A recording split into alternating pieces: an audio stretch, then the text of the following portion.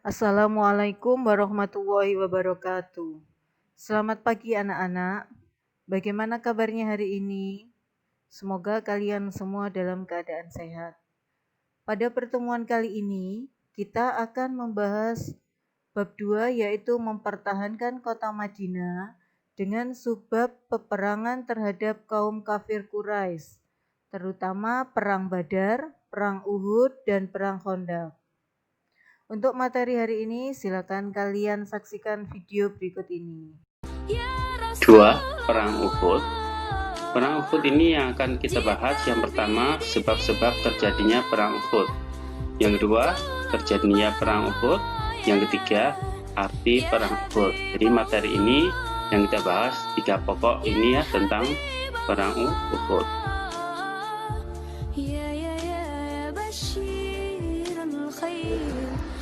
Sebab-sebab terjadinya perang Uhud ini, poin yang pertama, kaum kafir Quraisy ingin membalas kekalahan pada perang Badar. Jadi perang Badar itu dimenangkan kaum muslimin atas pertolongan Allah. Jadi terus orang-orang kafir Quraisy ingin membalas kekalahan itu karena merasa malu dan merasa rugi. Yang kedua, sebab yang kedua yaitu kaum kafir Quraisy merasa malu dengan kekalahan perang Badar itu. Ya, karena kaum kafir Quraisy kan jumlahnya sangat besar. Terus pada saat itu kaum kafir Quraisy itu sangat disegani di Arab Saudi sana, di kabilah Arab. Karena kalah dengan kaum muslimin yang jumlahnya sedikit, dia malu. Akhirnya ingin membalas dendam agar mendapatkan kemenangan, terus namanya biar bagus lagi di mata Arab Saudi sana. Yang ketiga, kaum kafir Quraisy mengalami kerugian dalam bidang ekonomi. Karena kekalahan perang itu, kaum kafir Quraisy banyak mengalami kerugian ekonomi. Ekonominya rusak, tidak bisa berdagang ke luar Mekah. Akhirnya ekonominya semakin terpuruk. Oleh karena itu, agar ekonominya baik, dia harus bisa memenangkan peperangan. Yang keempat, kaum kafir Quraisy akan diserang bahaya kelaparan dan krisis ekonomi. Karena kafilah-kafilah Quraisy tidak bisa berdagang ke luar Mekah karena ada serangan, ada ancaman dari orang-orang kaum muslimin yang mengalahkan dia. Oleh karena itu ekonominya rusak. Karena ekonominya tidak berkembang, lama-lama bisa terjadi bahaya kelaparan. Oleh karena itu kaum kafir Quraisy ingin memenangkan peperangan, ingin mengadakan perang lagi agar dia bebas mengembangkan ekonominya dengan berdagang di luar Mekah. Berikut proses terjadinya perang Uhud. Yang pertama, kaum kafir Quraisy berjumlah 3.000 orang. Ini terdiri dari kaum kafir Quraisy, Arab Tihama, Kinana, Bani Haris, dan seterusnya. Ini banyak sekali kumpulan orang-orang kafir Quraisy dan orang-orang yang ada di Mekah itu ikut menyerang tentara Islam yang ada di Madinah. Sedangkan yang kedua, tentara Islam hanya berjumlah 1.000 orang. Ya, ini pun ada pihak lain yang ingin membantu, yang dipimpin oleh Abdullah bin Ubay ini ingin membantu tentara Islam. Dia mengerahkan 600 tentara, tapi sama Rasulullah ditolak karena Rasulullah merasa Abdullah bin Ubay ini tidak sungguh-sungguh, hanya dia ingin merusak tentara Islam. Akhirnya Abdullah bin Ubay ini menghasut kaum muslimin agar tidak ikut berperang. Dari jumlah 1.000 ini berkurang 300 orang. Yang ikut berperang pada perang Uhud ini akhirnya cuma berapa? Cuma 700. Yang 300 ikut hasutan Abdullah bin Ubay. Terus berikutnya pasukan muslimin bermarkas di Bukit Uhud.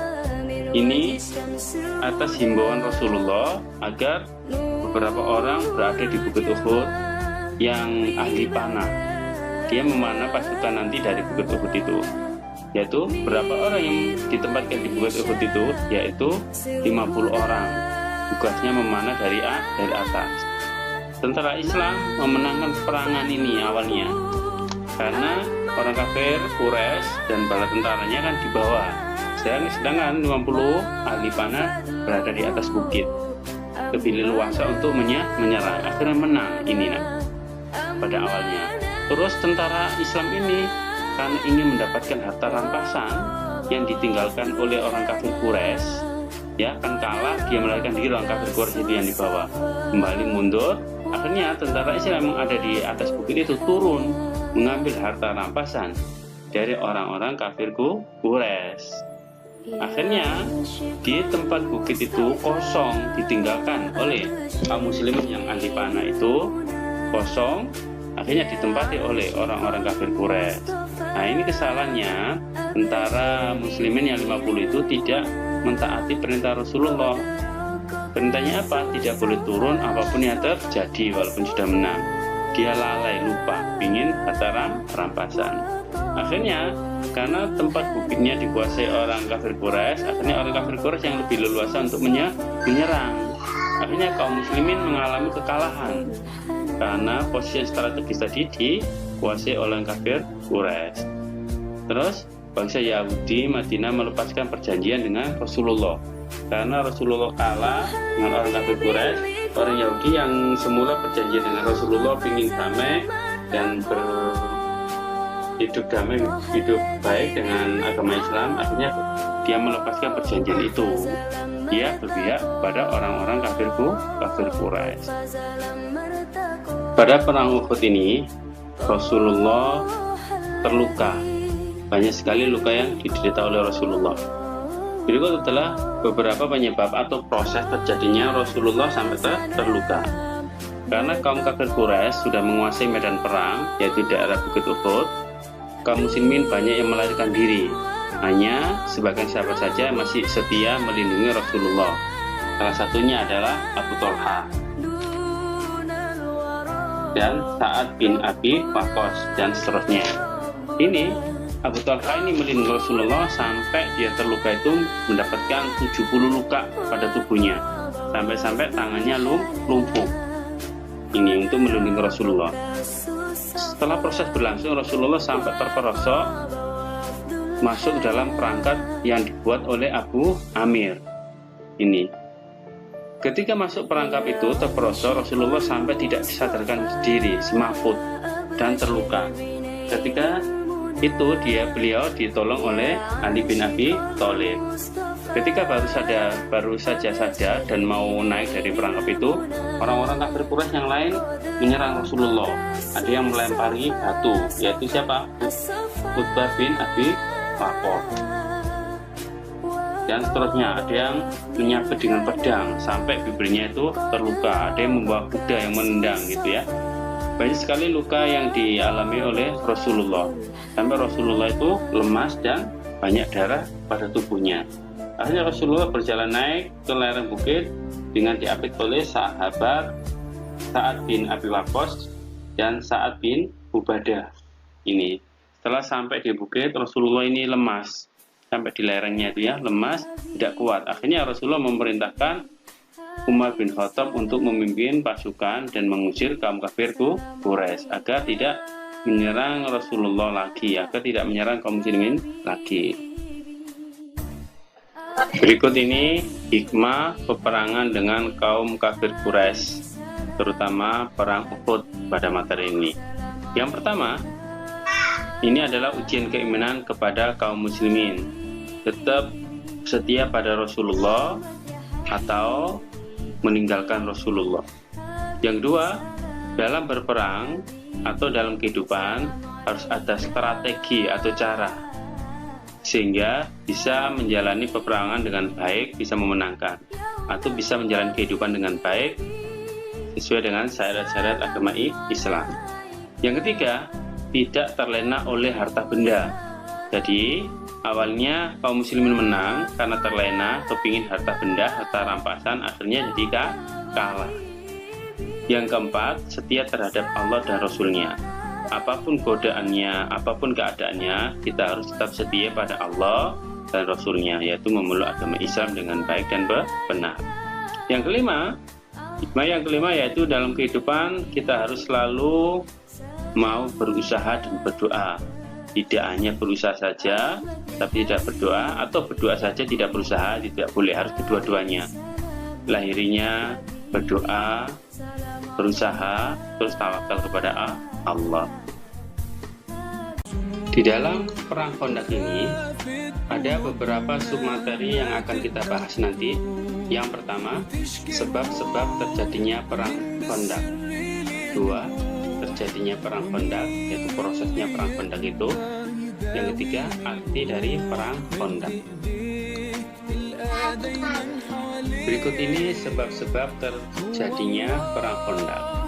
Yang pertama, kaum Bani Nadir kecewa karena diusir kaum muslimin atau terusir oleh kaum muslimin dari tempat tinggalnya.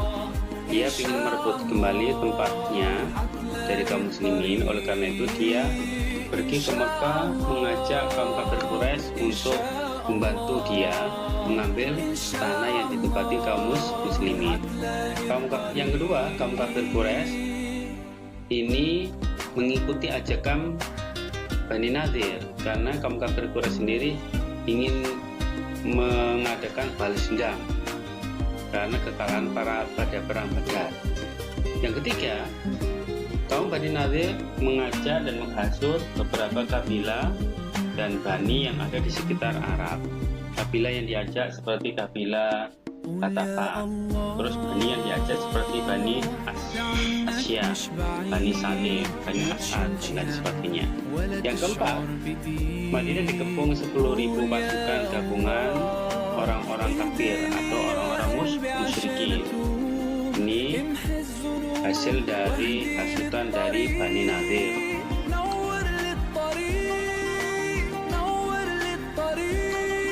Proses terjadinya peperangan atau proses terjadinya perang Khandaq. Rasulullah mengetahui rencana kaum musyrikin yang ingin menyerang Madinah, menyerang kaum muslimin yang ada di Madinah.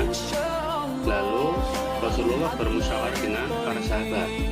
Rasulullah memerintahkan para sahabat untuk membuat parit di sebelah utara. Ini adalah hasil dari musyawarah dengan para sahabat. Kenapa kok paritnya dibuat di sebelah utara? Karena kemungkinan pasukan kafir Quraisy akan menyerang dari sebelah utara. Kalau menyerang dari sebelah selatan tidak bisa karena banyak pemukiman atau rumah warga.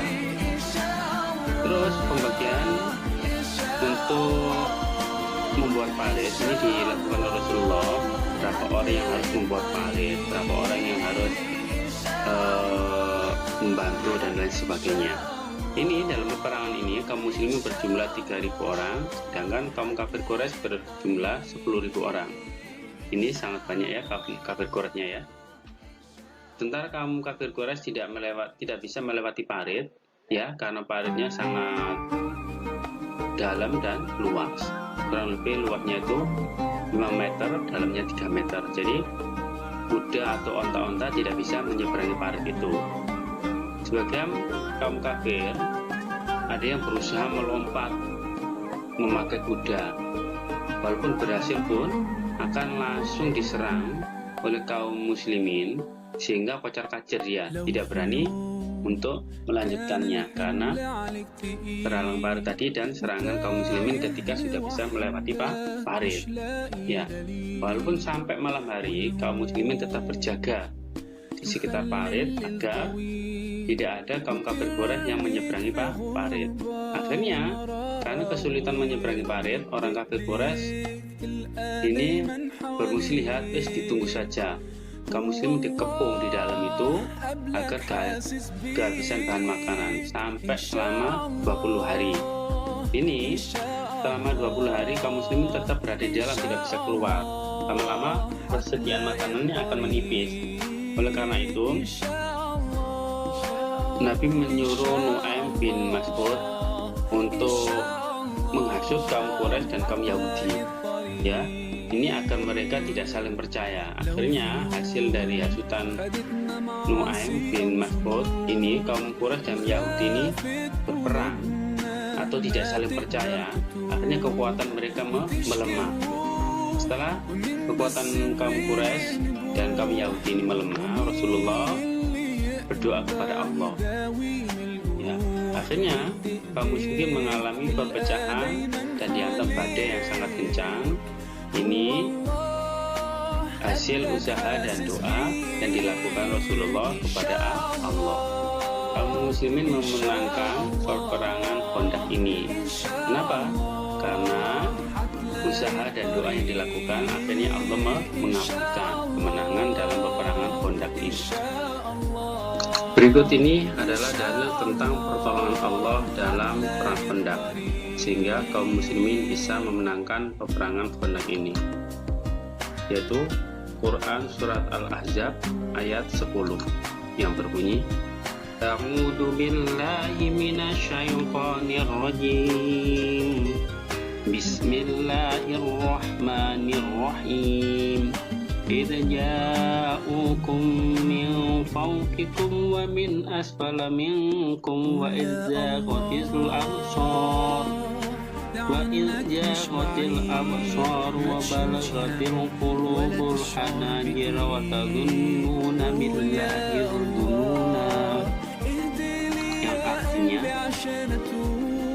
ketika mereka datang kepadamu dari atas dan dari bawahmu, dan ketika tidak tetap lagi penglihatanmu dan hatimu naik menyesak sampai ke tenggorokan, dan kamu menyangka terhadap Allah dengan bermacam-macam persangkaan atau purbasangka. Quran Surat Al-Ahzab ayat 10. Adapun hikmah dari terjadinya perang Khandaq ini, yang pertama, ini termasuk ujian keimanan kepada kaum muslimin. Yang beriman tetap membela Rasulullah dan agama Islam, yang tidak beriman akan ingkar dan ikut kaum kafir Quraisy. Yang kedua, dalam berperang atau dalam menjalani kehidupan, kita harus mempunyai cara atau strategi sehingga kita bisa menjalani kehidupan ini dengan baik. Ya. Yang ketiga, bermusyawarah dan persatuan sangat dibutuhkan dalam bermasyarakat atau dalam berperang. Makanya ketika kita di masyarakat atau dalam sebuah organisasi, kalau ada suatu masalah atau sesuatu yang akan kita lakukan bersama-sama, lebih baiknya kita musyawarahkan dulu. Nanti insya Allah hasilnya akan lebih baik. Berikutnya, kekuatan dan ketabahan dalam berjuang. Jadi ketika kita melakukan sesuatu atau beribadah atau beramal, harus tetap kuat, harus tetap tabah dalam menjalankannya, ya. Dan selanjutnya, dalam kehidupan kita harus selalu berusaha dan berdoa kepada Allah. Ada ikhtiar dohir, visi kita harus berusaha. Terus juga berdoa kepada Allah, karena yang mempunyai kekuatan dan kekuasaan adalah hanya Allah. Oleh karena itu, selain kita berusaha, ikhtiar, harus berdoa kepada Allah agar selalu mendapat pertolongan dari Allah. Tugas untuk hari ini, silakan kalian kerjakan LKS halaman 26 sampai 29, ulangan harian 2. Demikianlah materi kita hari ini. Semoga bermanfaat untuk kalian semua. Wassalamualaikum warahmatullahi wabarakatuh.